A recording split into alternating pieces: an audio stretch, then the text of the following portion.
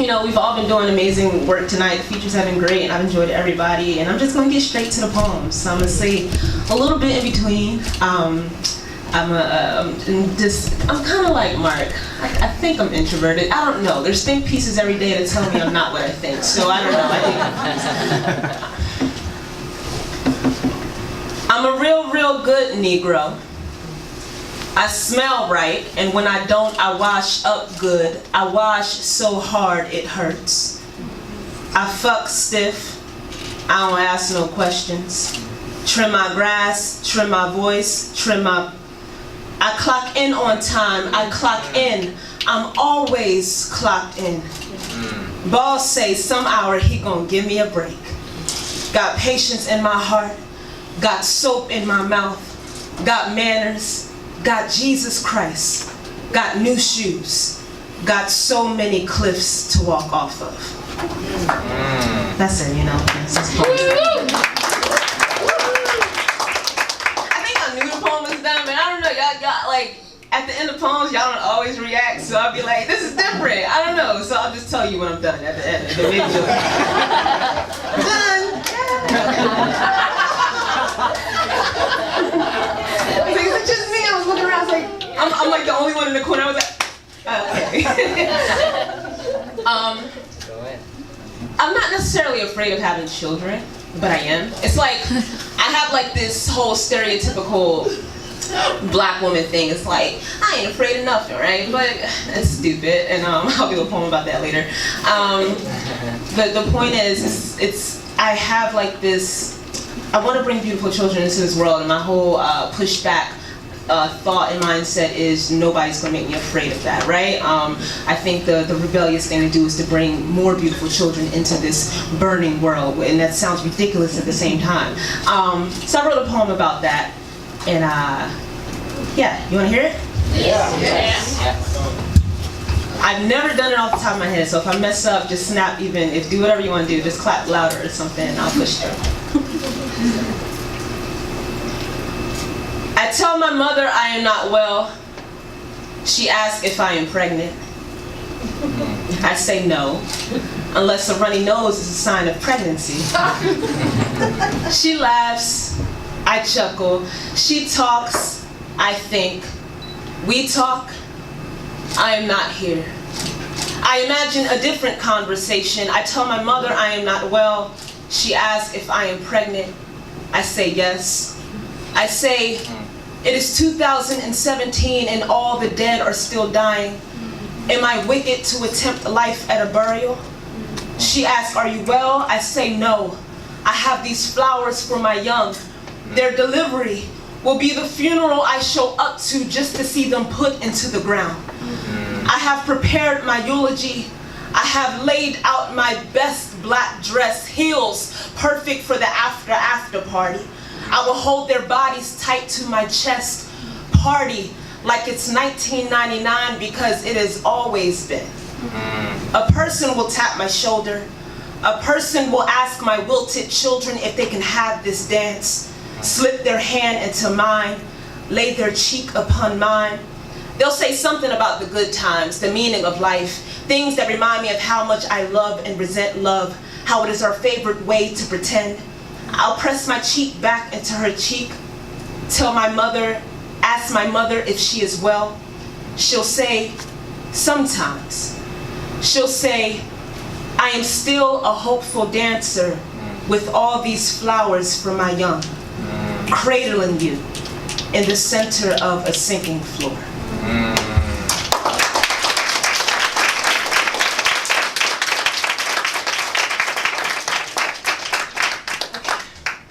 In 10th grade, I would wear 2 bras just to look like I had titties. Really short shorts to look like what the boys would call me in return, a real girl. And when grandma would tell me to cover up, when she would call me out of my name as if slut would cast the demons away, I wish I had responded. But he saw me, fully clothed, and still demanded I take my jeans off. So I pat my chest, I hike up my skirt, because don't the boys give me permission to be pretty? Isn't that what you teach girls? When you shame us for being a body among men, that men have all the power, that men give us permission to be seen.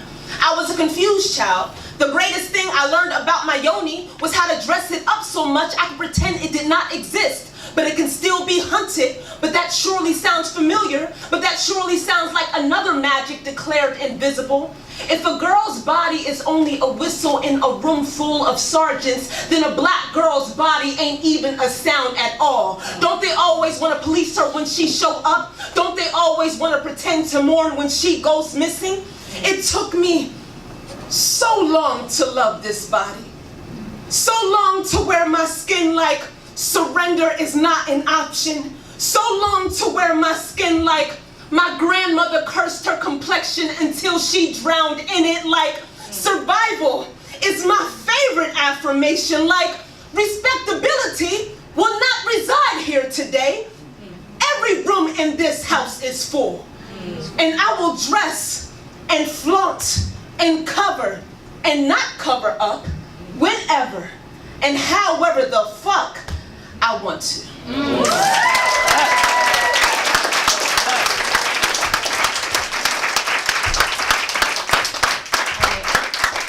think I'm just going to do 2 more poems. I don't know how much time I have, so I think. You have a lot of time. Okay, I'm going to do 3, and then I'll be out. My book is available. I only have 6 copies left. I should have had more, but you know, publishers be like, but they dope though. Shout out to Nicole. I'm excited. This is very new. It's my first collection of poetry, and I'm proud of it. It's my baby right here. I just found out today, by accident, I found out that I just sold out all my books, and I'm okay, so this poem is for my baby. He's right there. I'm put him on the spot. Yeah, I do that sometimes just because he try to act shy. He's like an extrovert. He's the opposite of me. And then I'd be like, you stop acting shy. And then I do corny things like that. So, hey baby, he's my favorite poet, and this poem is for you. And I'm copying off of you because I thought it was cute. But it's called The Dead. It sounds so.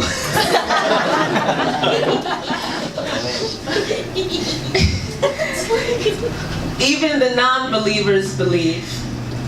Any day now, some big inferno may swallow us in the middle of our nephew's graduation.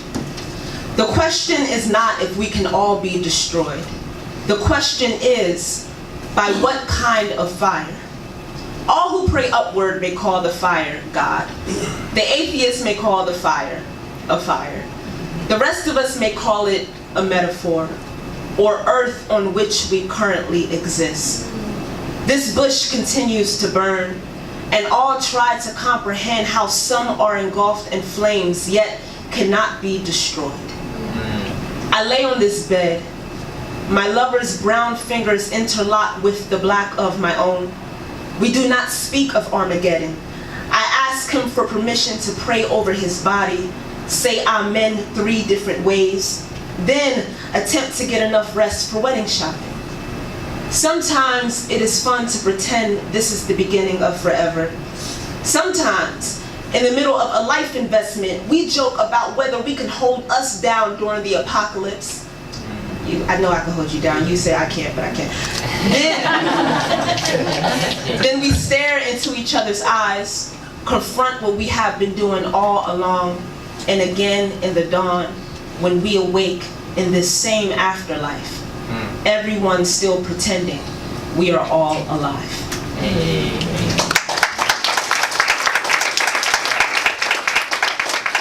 The talk.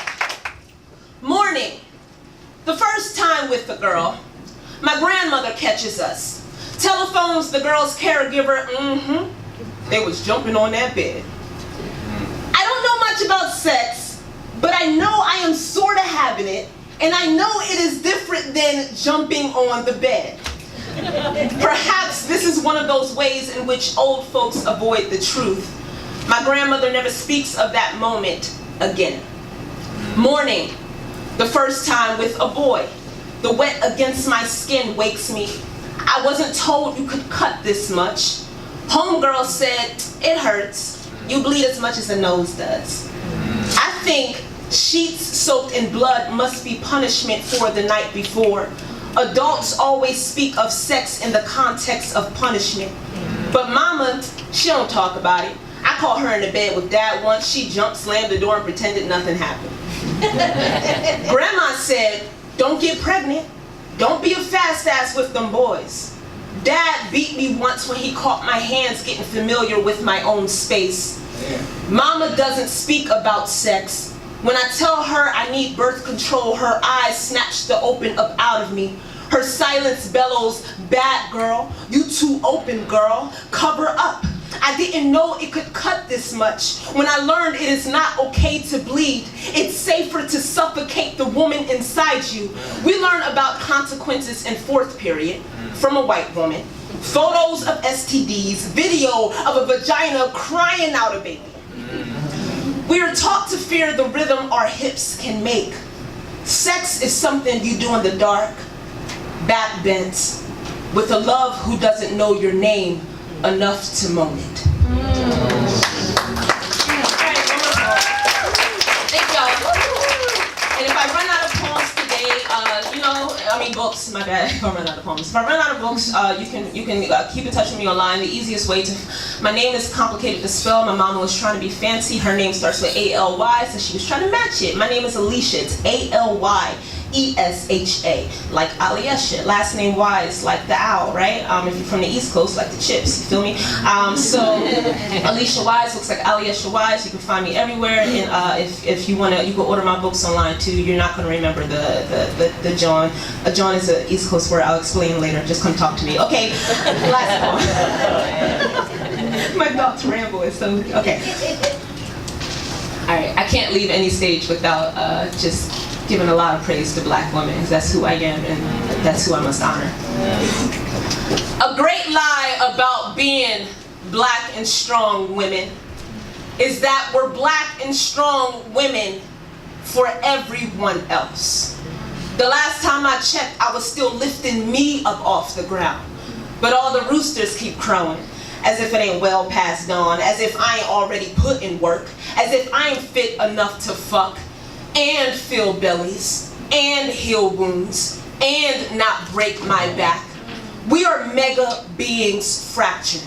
Still being told we don't add up, still being mathematicians and the math, still being scientists and the science, still being studied for the sorcery in our palms, still we snap back like our bodies have not been dissected, or perhaps we are expected to snap back like our bodies have not been dissected, whistled at, whispered about, dismantled, fetishized, told not to be the parts of us white America dismantles and fetishizes. We are the uglied, the raped, the front cover, the front line, our children, the cover story when dead, the back story when living. We are the living, the ancestor, the magic, the nanny with the magic milk, the protector, the unprotected, while they Cinderella our parts and we still show up to the ball looking all yes.